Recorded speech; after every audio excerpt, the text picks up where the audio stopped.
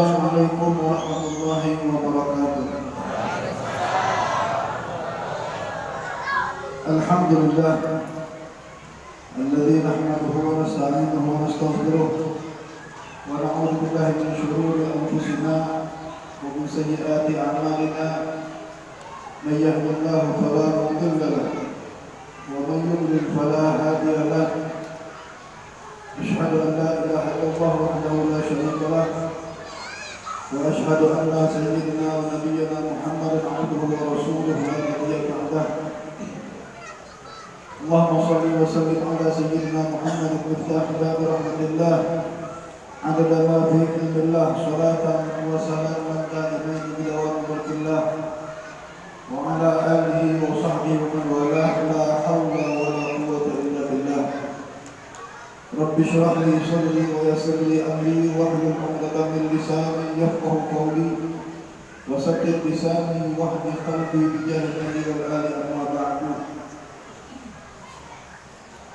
Bersama-sama kita berkumpul, bersama-sama kita mengingat Allah Subhanahu wa taala, bersama-sama kita memuji baginda Rasul sallallahu alaihi wasallam. Insyaallah berkat duduknya kita bersama di sini menjadikan mahabbah di dalam diri kita timbul, mahabbah di dalam diri kita nampak, mahabbah di dalam diri kita kepada Rasul sallallahu alaihi wasallam dan kepada sesama kita, insyaallah. Amin ya rabbal alamin. Hadratul muhtaramun, para guru, asatidz yang hadir bersama kita, beserta orang tua kita yang hadir di sini, dan tak lupa juga daripada bapak-bapak yang hadir bersama kita yang ikut dalam kepengurusan pemerintahan, yang insyaallah hadirnya kita di sini akan menjadikan eratnya tali silaturahmi antara kita. Amin. Masyaallah hadirin wal hadirat rahimani wa rahimakumullah. Sebenarnya duduknya kita di sini dengan membaca maulid ini adalah sudah cukup sempurna dalam acara-acara kita. Sebenarnya tidak perlu maulid hasanah, tidak perlu ceramah, maulid aja sebenarnya sudah cukup untuk kita. Duduknya kita di masjid yang pertama, di tempat daripada tempat yang dimuliakan oleh Allah Subhanahu wa taala, masjid yang di situ Allah Subhanahu wa taala mencucurkan rahmat. Bahkan dalam salah satu hadis baginda Nabi SAW, beliau mengatakan, "Majtama'a qaumun fi baitin min buyutillah illa nazalat alaihimus sakinah." Kata Nabi SAW, "Majtama'a qaumun fi baitin min buyutillah." Tidaklah satu kaum berkumpul duduk di dalam masjidnya Allah Subhanahu wa taala, yatluna kitabullah, kemudian di situ dibacakan daripada Al-Qur'an, wa yatadarasunahu bainahum, dan saling memberi nasihat di antara kita, saling mengajarkan di antara kita. Apa kata Nabi sallallahu illa nazalat alaihimus sakinah, maka Allah akan menurunkan ketenangan di dalam dirinya. Akan diberikan oleh Allah Subhanahu wa taala ketenangan batin daripada kita yang hadir di tempat ini mendengarkan ayat suci Al-Quran. Sebagaimana tadi sebentar kita dengarkan bersama daripada ayat suci Al-Quran, daripada surah Al-Isra dan juga surah An-Najm. Dua-duanya daripada dalil Isra wal Mi'raj Nabi sallallahu alaihi wasallam. Itu yang pertama. Ketenangan jiwa kita akan diberikan oleh Allah Subhanahu wa taala tak kala kita duduk di dalam masjid mendengarkan lantunan ayat suci Al-Quran. Coba sekarang kita tanya ke diri kita, Apakah terasa di dalam diri kita tak kalah mendengarkan ayat suci Al-Quran? Ketenangan di dalam jiwa kita. Bahkan saya yakin kalau seandainya duduknya kita sini tidak memberikan ketenangan, mungkin tidak lama 5 atau 10 menit kita akan bubar. 5 atau 10 menit, paling lama seberapa jam tidak betah. Kenapa? Kalau tidak menurunkan ketenangan di dalam dirinya.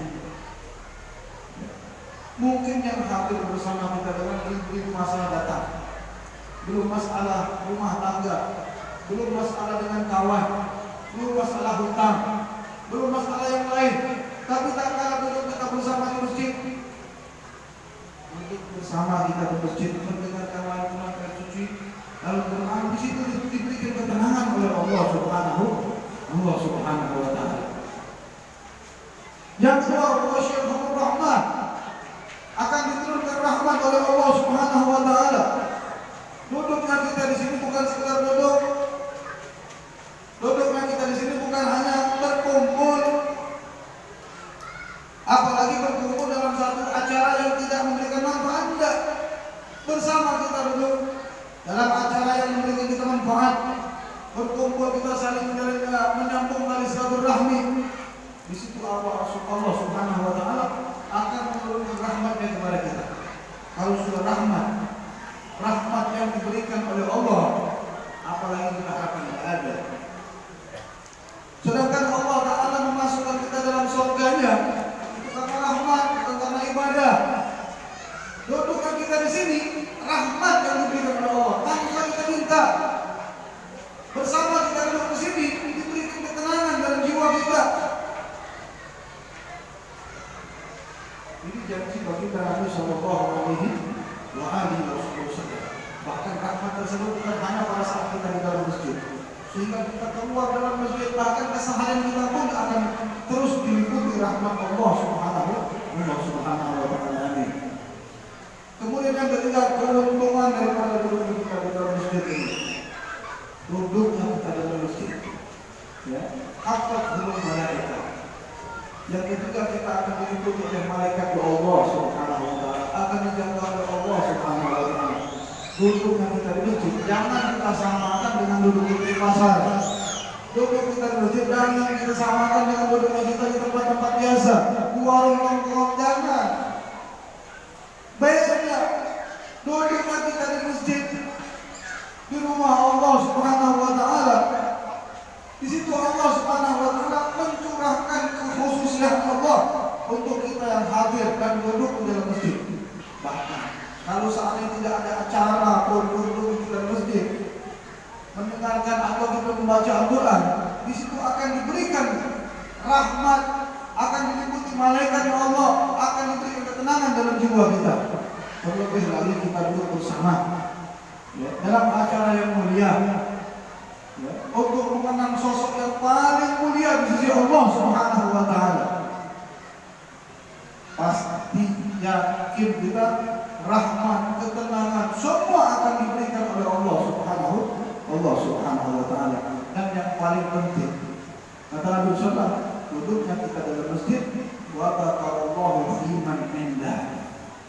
Nama kita sekarang sedang disebut-sebut oleh Allah Subhanahu wa Ta'ala. Fiman indah, disebut oleh Allah Subhanahu wa Ta'ala di langitnya Allah.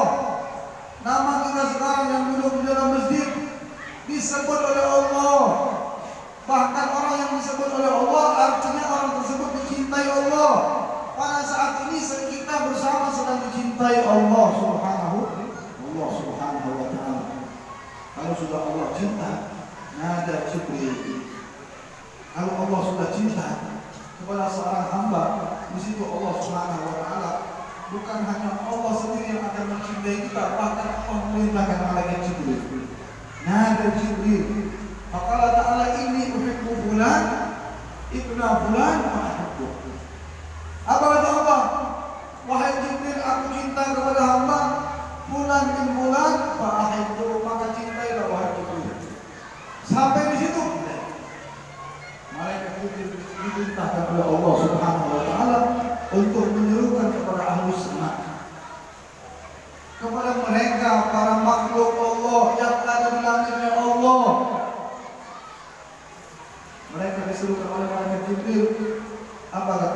Jibril, innallaha yuhibbu fulana wa fulana fa'ahibbuh.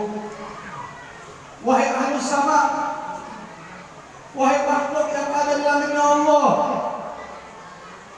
sesungguhnya Allah Subhanahu wa taala mencintai seorang hamba fulan, disebut namanya fulan bin fulan. Fa'ahibbuh, maka cintailah kalian semua. Cintai kalian semua akan hamba tersebut karena cintanya Allah Subhanahu wa taala. Sampai di sini ya, mereka harus sama ya, menyebarkan, memberitahukan kepada ahli ard daripada makhluk-makhluknya Allah. Mereka harus sama, makhluk Allah yang ada di langit akan memberitahukan kepada makhluk Allah yang ada di bumi. Ya ahlul ard, innallaha yuhibbu fulan wa fulan fa'ahibbuh. Wahai penduduk bumi yang kenal dengan Allah, penduduk bumi yang tahu hakikat Allah sebagai Tuhan, mereka akan digerakkan jiwa mereka untuk mencintai seorang hamba yang dicintai oleh Allah. Makhluk yang di bumi akan digerakkan oleh Allah. Allah yang menggerakkannya. Kalau sudah ahlul ardi, mereka yang ada di bumi, mencintai seorang hamba di pilihan Allah Subhanahu wa taala, kemudian Allah Subhanahu wa taala mengatakan,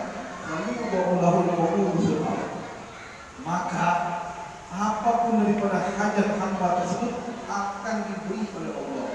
Apapun kebutuhannya akan dipenuhi oleh Allah Subhanahu wa taala. Ini cinta Allah Subhanahu wa taala kepada seorang hamba.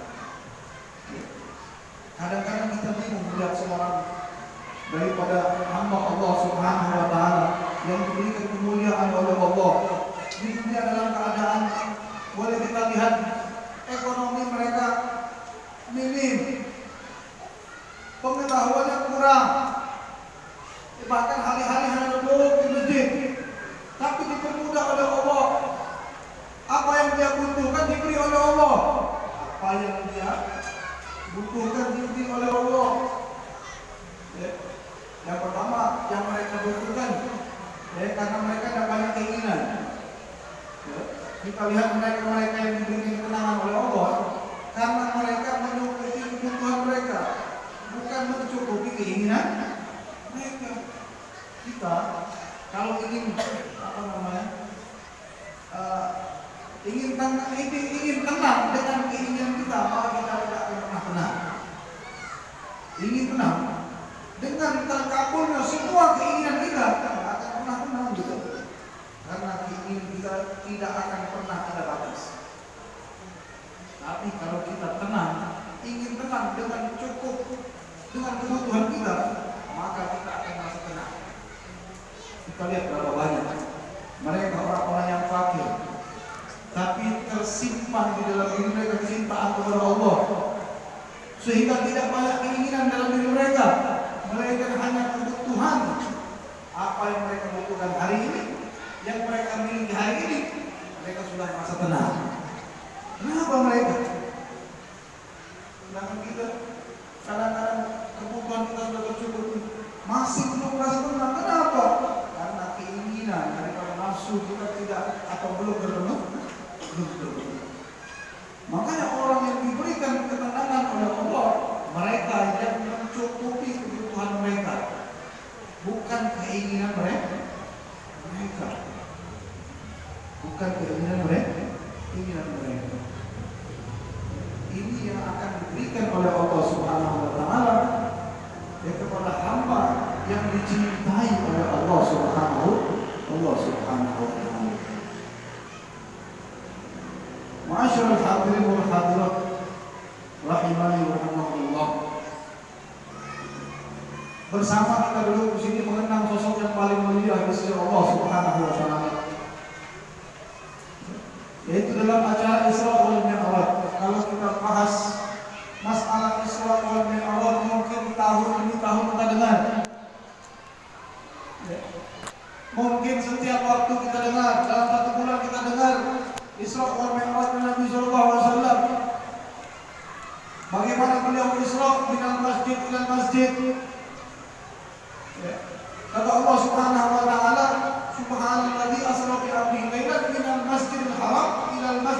Aqsa.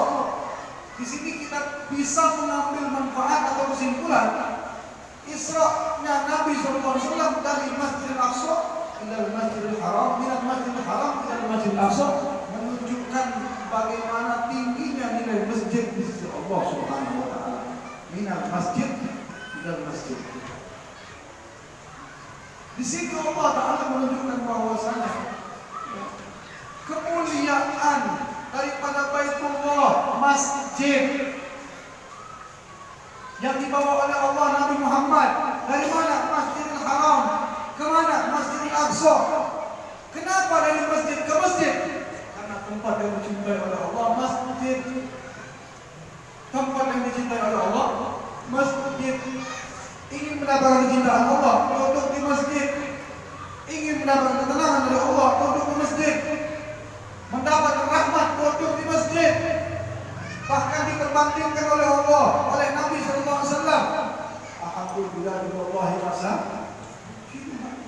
tempat yang paling dicintai oleh Allah Subhanahu wa taala adalah masjid-masjidnya. Kenapa? Karena dalam masjid kita bisa menahan diri. Boleh jadi di mall tidak bisa menahan mata. Boleh jadi di mall tidak bisa nahan dompet. Boleh dari di tempat lain kita tidak bisa nahan nafsu kita, tapi di masjidnya Allah kita bisa menahan. Mau banyak ngomong, mau menghibah orang, masjid. Takut kita. Padahal ini cuma masjid, karena masjid mempunyai kelebihan tersendiri yang diberikan oleh Allah Subhanahu wa taala. Maka orang yang bermaksiat di masjid itu dosanya lebih besar dibandingkan tempat-tempat lain.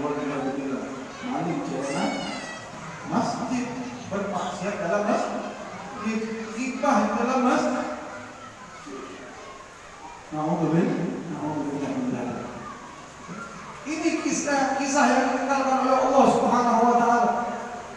Cerita bagaimana Nabi SAW di Isra wal Mi'raj oleh Allah Subhanahu wa taala. Menunjukkan yang pertama kemuliaan baginda Nabi SAW. Yang kedua menunjukkan kemuliaan masjid. Kemuliaan masjid. Waktu tiap waktu, bahkan tiap bulan mengadakan acara maulid. Tiap tahun, dalam tahun satu bulan kita mengadakan acara Isra wal Mi'raj. Apa manfaat yang bisa kita ambil daripada Isra wal Mi'raj? Pengajian setiap hari, bahkan mungkin tadi dikatakan pengajian tiap rumah, tiap waktu sholat mungkin. Habis maghrib ada pengajian, habis isya ada pengajian, mungkin habis subuh ada pengajian tidur bareng. Apa manfaatnya? Manfaatnya apa? Kalau seandainya gara-gara majlis, gara-gara pengajian, putus silaturahmi di antara kita, untuk apa di masjid adanya majlis? Nggak ada. Kita bukan memburukkan majlis taklim. Majlis baik yang diajarkan Ibu Nabi. Tapi kalau melenceng, yang diajarkan melenceng daripada Ibu Nabi SAW, jelas kita salahkan. Semua masjid majlis itu bagus. Tapi kadang-kadang kita yang membawa majlis itu. Boleh jadi kita yang kurang bagus atau kita kurang daripada komunikasi. Majlis banyak, hari majlis tiap hari, ketemu dengan orang baik tiap hari. Apa manfaatnya? Manfaatnya kalau seandainya bisa menjauhkan kita daripada hal yang dimurkai oleh Allah, bagus. Menjauhkan kita daripada nerakanya Allah, bagus. Tiap hari kita duduk di majlis taklim, tiap hari kita melakukan hal-hal yang diridhoi oleh Allah. Kalau seandainya bisa menjauhkan kita daripada nerakanya Allah, bagus. Memang itu tujuan kita selain mendapatkan rahmat, ya, tujuan kita juga jauh daripada nerakanya Allah Subhanahu wa taala. Tapi kalau seandainya setiap hari kita harus tempat yang baik, seperti acara Isra wal Mi'raj, di mana ada acara, ada pengajian kita hadir, Ya. Hadir di mana ada acara kebaikan kita hadir, tapi tidak ada hasil daripada hadirnya kita. Hadirnya kita di tempat-tempat majlis tersebut beramal. Apa kata Allah Subhanahu wa taala? Mathalul ladzina umilu Taurat tsumma lam yahmiluha kamathalil himar yahmilu asfara. Kata Allah Subhanahu wa taala, perumpamaan orang-orang yang telah diberikan kitab, diberikan kebaikan, gambaran-gambaran daripada amal baik, tsumma lam yahmiluha, kemudian tidak mereka pakai. Di kita dulu berbasis taklim, ya tahu bahayanya ghibah, tahu dosa, tapi tidak kita pakai. Apa kata Allah? Diperumpamakan oleh Allah, kama dalil himar yahmilu asfaro, bagikan himar, bagikan keledai yang membawa daripada yahmilu asfaro, membawa kitab full. Tahu keledai membawa kitab. Apa manfaat keledai membawa kitab? Baca bisa. Diperumpamakan oleh Allah keledai. Diperumpamakan oleh Allah keledai. Kenapa? Karena keledai yang diperumpamakan oleh Allah makhluk yang jelek. Kalau seandainya hewan yang lain itu ada pawang, tapi untuk keledai 1000 kali diajarkan tidak akan bisa dia ngerti. Ular ada bawangnya, buaya, baik buaya darat atau buaya laut ada bawangnya. Semua ada bawang. Kuda ada yang bisa menjinakkan kuda. Tapi untuk keledai 1, 2 tak cukup, 1000 kali masih kurang. Bahkan tak akan bisa. Keledai diperumpamakan oleh Allah dengan keledai. Apa manfaatnya? Kama dari himar yahmilu asfar. Kita tiap hari hadir di tempat yang baik, bertemu dengan orang yang baik. Tapi hari-hari mulut kita tak lepas daripada cacian kepada orang. Tidak bisa jaga hati pun apa? Kama dari himar yahmilu asfar. Kalau kita hidup menunggu mati, kita nunggu mati, ya kita ingat kita akan mati. Ya. Kalau seandainya kita hidup, kita ingat kita hanya nunggu mati, kita akan dijauhkan daripada perumpamaan keledai. Kenapa? Kalau kita hidup, kita mikirkan bahwasanya kita akan mati. Setiap waktu kita pikirkan kita akan mati, kita akan dijauhkan daripada perumpamaan semisal keledai. Kenapa? Apa yang kita tahu akan kita amalkan. Apa yang kita pahami kita ajari. Kita amalkan semua. Kenapa? Kita hidup ini ya, seakan-akan hidupnya kita ini hanya menunggu mati. Yang banyak bekal, tenang. Mati dengan bekal yang banyak, kita akan merasa tenang. Tapi kalau seandainya kita tidak merasa tenang, berarti bekal kita kurang. Coba kita rasakan. Kalau seandainya pulang ke sini kita meninggal, tenang nggak rasa dalam diri kita? Kalau masalah tenang aja, berarti bekalnya banyak. Banyak. Kalau seandainya gelisah, takut, kenapa? Kalau pulang ke sini kita meninggal, atau besok kita meninggal, kita nggak tahu siapa yang tahu aja. Boleh jadi yang dia duluan belum terakhir, atau belum terakhir dia dulu. Kita nggak tahu. Tapi kalau kita mikir bahwasanya kita besok akan mati, timbul dari diri kita ini rasa takut, arti bekal kita memang kurang. Kalau kita tahu bekal kita kurang, kita tambah, kita perbanyak. Tahu bekal kita kurang, tambah dan kita perbanyak. Kalau ada orang yang merasa bekal cukup dengan amal yang sedikit, dia juga dengan amal bahkan minim. Ya. Terlebih lagi yang nggak ada amal, nggak ada amal, merasa tenang, nggak ada amal, sholat jarang, sedekah jarang, tapi merasa aman. Walhamdulillah. Ya, kita ini tidak akan pernah bisa masa aman daripada azab Allah. Tidak akan pernah bisa. Di antara azab Allah adalah kematian. Apa kata Imam Haddad? Beliau mengatakan, "Fal mautu atin an qarib, kullun lahu minhu nasib, man kana damin aw nasib, wa huwa musibah aman." Fal mautu atin an qarib, mati ini sebentar. Kadang-kadang kita mikir umur sekarang sudah 40 tahun, ya. Sekarang kita mikir, ya Allah, umur kita sudah 35, 40, 60. Tidak sadar kita. Tidak sadar, benar tidak sadar? Benar, memang tidak sadar. Al-Imam Ali mengatakan, "An-nasu niyamun, fa idza matu intabahu." Manusia ini dalam keadaan tidur, lalai.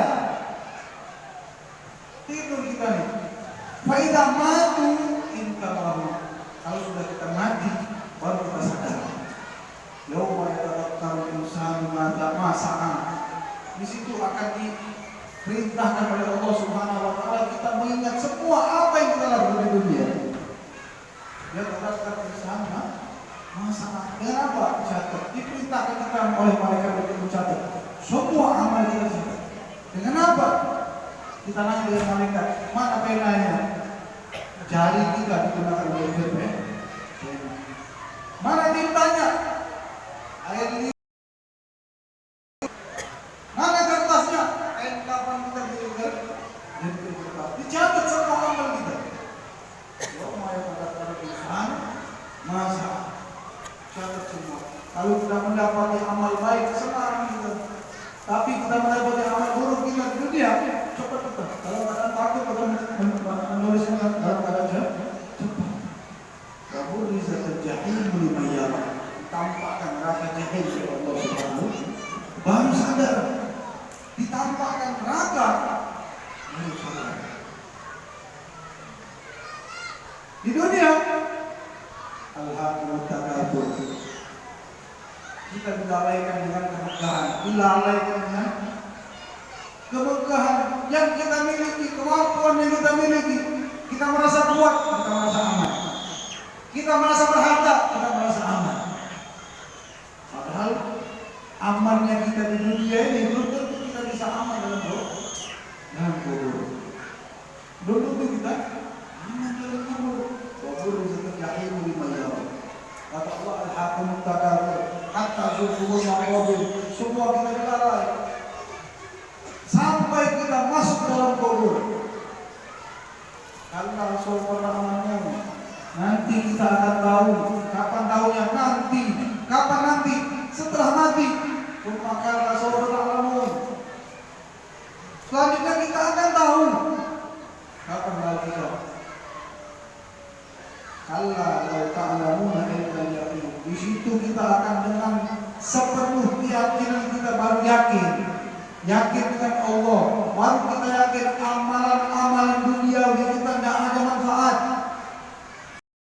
Semua amal kita yang tidak dilandaskan karena Allah tidak akan manfaat. Di situ baru kita yakin. La tarawunal jahim. Yakinnya kita. Sayangnya setelah kita melihat daripada neraka jahim, setelah kita dilihat oleh Allah, wa qurizal jahim liman yara. Diperlihatkan jahim, neraka jahim, baru kita sadar. Dalam kubur baru kita sadar. Kalau seandainya kita tanyakan mereka yang sudah dikubur oleh Allah, baik dari zaman Nabi Adam sampai zaman sekarang ini, kalau kita tanya kepada mereka, keinginan mereka apa? Mereka ingin dihidupkan walaupun beberapa saat. Walaupun beberapa saat mereka ingin mengucapkan alhamdulillah. Ada yang ingin sholat, ada yang. Karena apa? Karena mereka sadar amalan-amalan yang diajarkan oleh baginda Nabi SAW semuanya akan memberikan manfaat yang besar dalam kubur. Kalau seandainya mereka semua diberikan keinginan untuk bangkit dari kubur, pasti mereka akan beramal baik. Sekecil pun apapun daripada amal baik tersebut akan mereka lakukan. Walaupun beberapa saat, satu detik pun mungkin yang mereka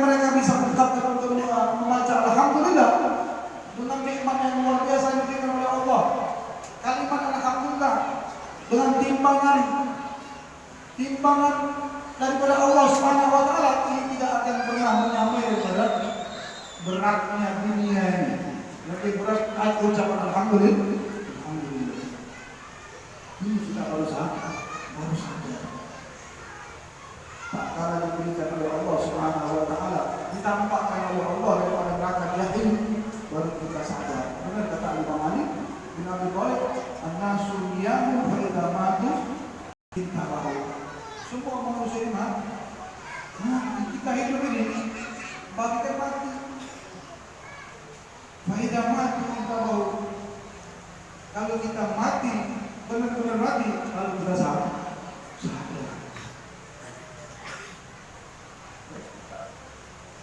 Semua akan dipertanggungjawabkan daripada amal-amal kita di dunia. Ya, di dunia ini tempat beramal, dunia tempat beramal. Kapan kita panennya? Nanti di akhirat. Nanti di akhirat. Itu janji Allah Subhanahu wa taala. Hadirnya kita di tempat-tempat yang baik itu akan menimbulkan rasa ingin kita untuk melakukan amal baik. Di tempat-tempat yang diridhoi oleh Allah, duduk kita di majelis taklim, duduk kita di acara-acara Isra wal Mi'raj, Maulid dan lain sebagainya. Dan sekarang berbarengan dengan haul daripada haul urus kubur yang kita peringati, dan juga haul daripada orang tua kita yang kita catat pada malam hari ini akan kita hadiahkan kepada mereka. Ya, semua yang akan memberikan manfaat untuk kita. Terlebih lagi yang kita ingat mereka yang dekat dengan Allah, mereka orang-orang yang daripada pilihan Allah Subhanahu wa taala. Ya, kita kenal mereka. Ulama bukan hanya di Palembang, ulama bukan hanya di Banjar, ulama bukan hanya di mana? Di Kalteng, di Afghanistan bukan, bahkan di sini pun ada ulama. Di sini pun ada ulama. Daerah apa nih? Sebambang. Di Sebambang pun ada ulama. Kita kenal mereka.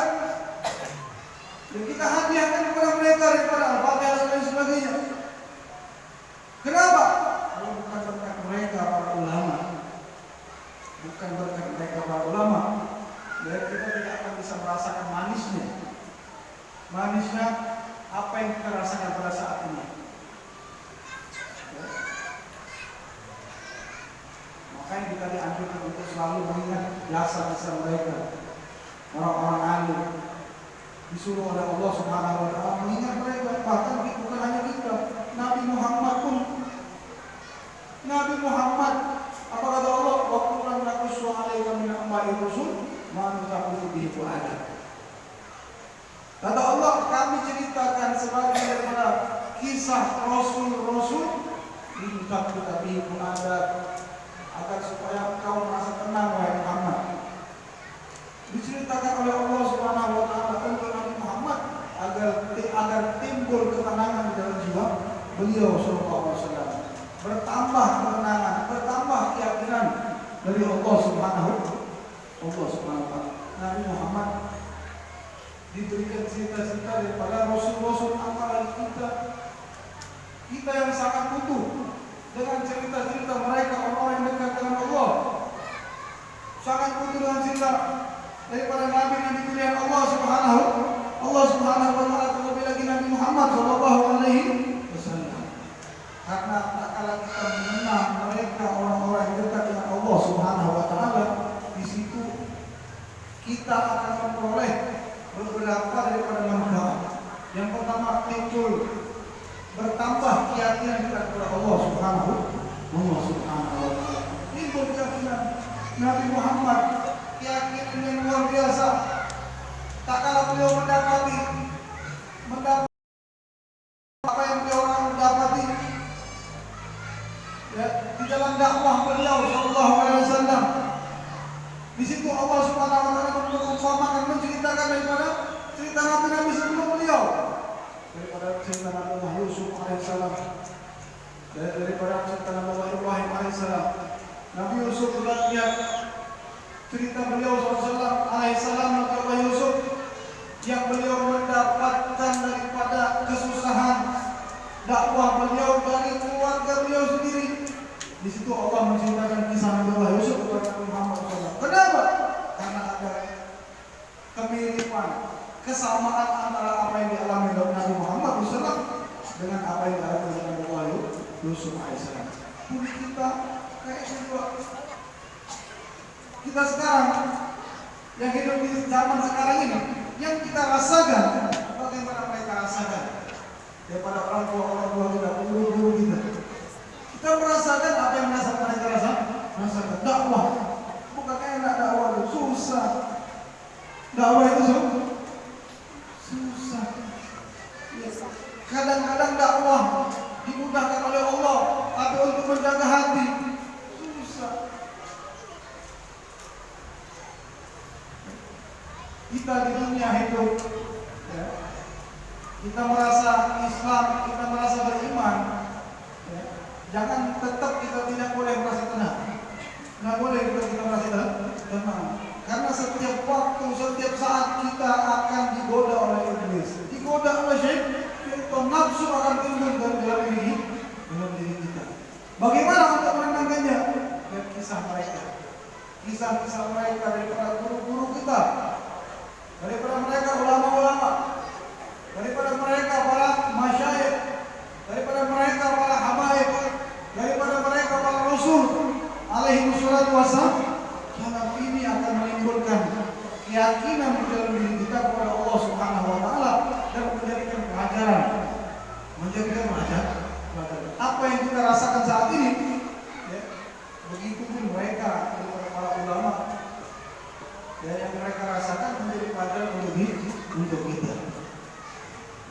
Sehingga kalau kita menjadikan mereka sebagai pelajaran untuk kita, kita bisa melangkah dengan langkah-langkah mereka. Kita bisa mengikuti apa yang mereka lakukan pada saat mereka hidup. Ini guna daripada kita mengenal orang-orang yang baik, mengenal mereka yang dekat dengan Allah Subhanahu wa taala. Kita kenal, karena setiap daripada setiap kisah baik, kisah buruk, itu akan menjadikan pelajaran untuk kita. Menjadi pelajaran. Lakukan nanti poso sehidup di ulil albab. Sungguh kata Allah Subhanahu wa taala, setiap kisah-kisah yang kami kisahkan semuanya mengandung ibrah, mengandung pelajaran. Untuk siapa? Untuk kita orang-orang yang berakal. Untuk kita orang-orang yang berakal. Bagaimana cara kita menghindari satu masalah? Kalau kita mendapatkan masalah, kita lihat mereka.